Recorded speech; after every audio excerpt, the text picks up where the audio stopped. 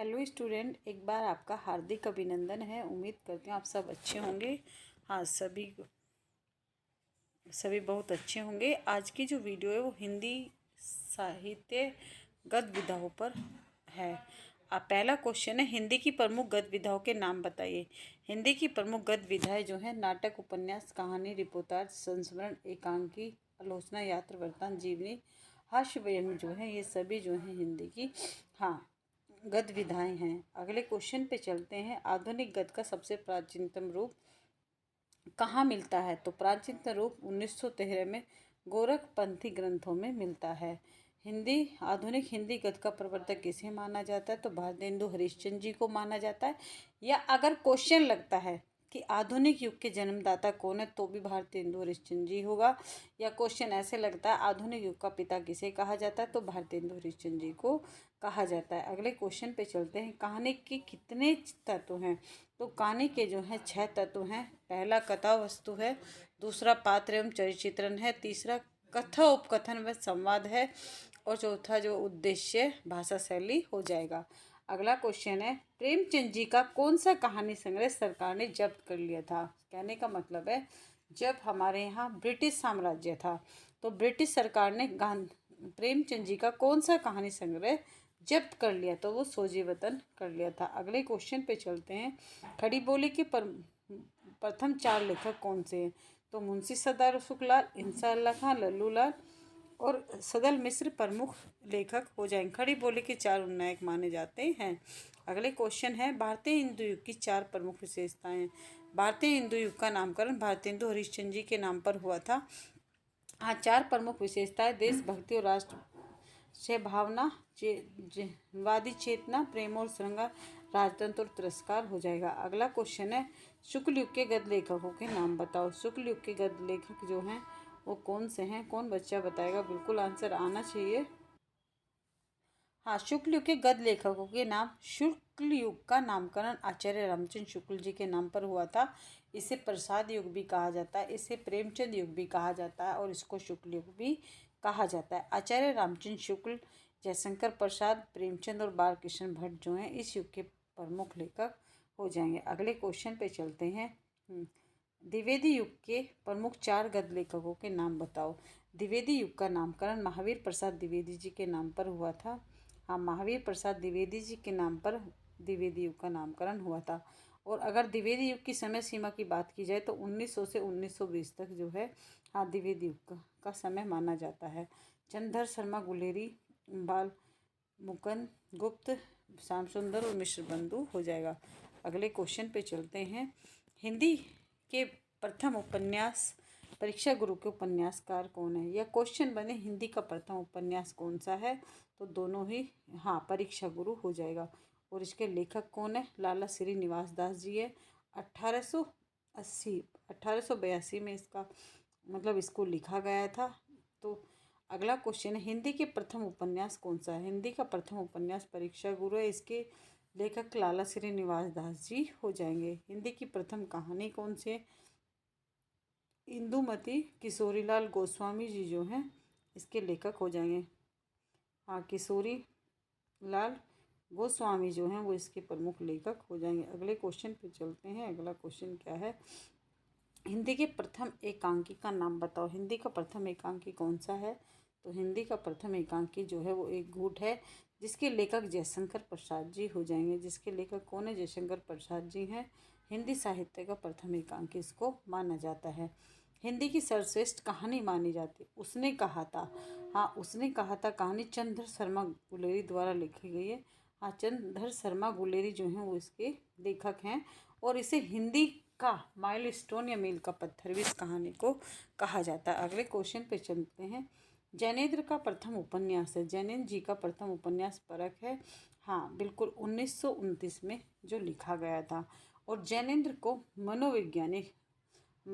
मनोवैज्ञानिक उपन्यासकार माना जाता है। न्यूतन ब्रह्मचारी उपन्यास के लेखक बालकृष्ण भट्ट हैं। अगला क्वेश्चन अच्छा क्वेश्चन है।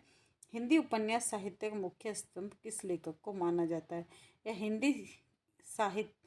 हिंदी का कथा सम्राट किसे कहा जाता है? या हिंदी का उपन्यास सम्राट किसको कहा जाता है?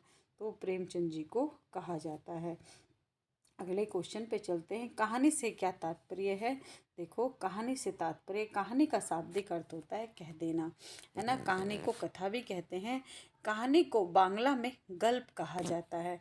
कहानी साहित्य की सर्वाधिक रोचक एवं लोकप्रिय विधा है। अगर क्वेश्चन बनता है कि हिंदी गद्य साहित्य की सबसे रोचक व लोकप्रिय गद्य विधा कौन सी है, तो वो कहानी होगा, जो जीवन के किसी विशेष पहलू का मार्मिक, भावात्मक, कलात्मक वर्णन करती है। कहानी की शुरुआत मानव के जन्म से ही मानी जाती है।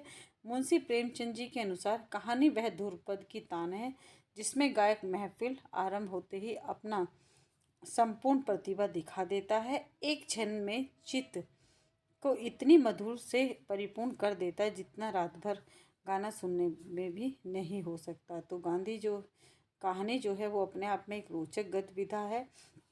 अब है कहानी के प्रमुख तत्व। कहानी के प्रमुख तत्वों में, हाँ, कहानी का प्रमुख तत्व जो होगा उसमें जो है, हाँ, इसमें देखो, इसमें कौन सा हो जाएगा कहानी के प्रमुख तत्व में?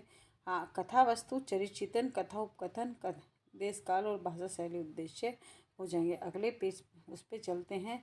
उपन्यास किसे कहा जाता है? उपन्यास के प्रकार बताओ। उपन्यास का शाब्दिक अर्थ होता है, हाँ बिल्कुल, समीप आकर रचना करना। उपन्यास दो शब्दों के योग से बना है, उप प्लस न्यास। उप का मतलब समीप और न्यास का मतलब रखना। अंग्रेजी में उपन्यास शब्द इटालियन भाषा के नोवेल के रूप में प्रयोग किया जाता है, जिसका अर्थ होता है सूचना। उपन्यास की परिभाषा, मैं उपन्यास को मानव जीवन का चरित्र मात्र समझता हूँ। मानव चरित्र का प्रकाश डालना वह उसके चरित्रों को स्पष्ट करना ही उपन्यास का मूल तत्व कहलाता है। आगे चलते हैं। उपन्यास, डॉक्टर श्याम सुंदर दास के अनुसार उपन्यास की परिभाषा, उपन्यास मनुष्य जीवन की काल्पनिक कथा है। उपन्यास के प्रकार जो है, उपन्यास के तत्व भी कहानी के तत्व के समान है। देखो, पौराणिक कथा, पौराणिक उपन्यास, ऐतिहासिक उपन्यास, सामाजिक उपन्यास, पारिवारिक उपन्यास और मनोविश्लेषणवादी उपन्यास हो जाएंगे। जैनेन्द्र कुमार है और अज्ञे जी मनोविश्लेषणात्मक उपन्यासकार हैं। उपन्यास के प्रमुख तत्व कथा वस्तु, कथानक, पात्र एवं चरित्र होता है। कथो उपकथन अथवा संवाद, देश काल का अथवा वातावरण, भाषा शैली जो है वो उपन्यास के प्रमुख तत्व हो जाएंगे। अगला क्वेश्चन अच्छा क्वेश्चन है, कौन इसका? देखो, एकांकी किसे कहा जाता है? एक अंक के दृश्य काव्य, एक अंक वाले नाटक को एकांकी कहा जाता है। एकांकी नाटक का लघु रूप है। एक अंक वाले नाटक को एकांकी कहा जाता है। आलोचना किसे कहते हैं? किसी रचना के गुण दोषों की सम्यक विवेचना करने को आलोचना कहा जाता है। आलोचना का शाब्दिक अर्थ किसी वस्तु को अच्छी तरह देखना। आलोचना को समीक्षा एवं समालोचना भी कहा जाता है। अंग्रेजी में क्रिटिसिज्म कहा जाता है। अगले क्वेश्चन पे चलते हैं। यात्रा वृत्तांत किससे कहा जाता है? जब कोई लेखक स्वयं की गई यात्रा का कलात्मक साहित्यिक तरीके से विवरण प्रस्तुत करता है तो उसे रचना को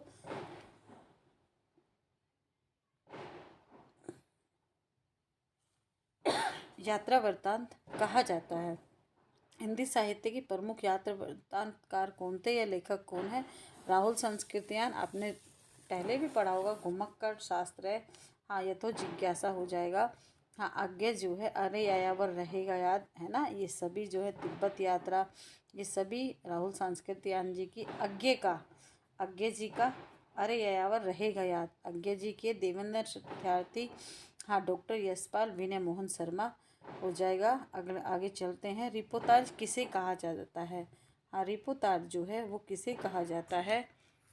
रिपोर्ताज जो है का मूल रूप से फारसी भाषा का शब्द है तथा अंग्रेजी के रिपोर्ट शब्द का पर्यायवाची है और साहित्यिक परिभाषा है। रिपोर्ताज वह गद्य विधा है जिसमें किसी आंखों देखी घटना का वर्णन किया जाता है। साहित्यिक शैली में कलात्मक के साथ प्रभावशाली वर्णन किया जाता है, वह रिपोर्ताज कहलाता है।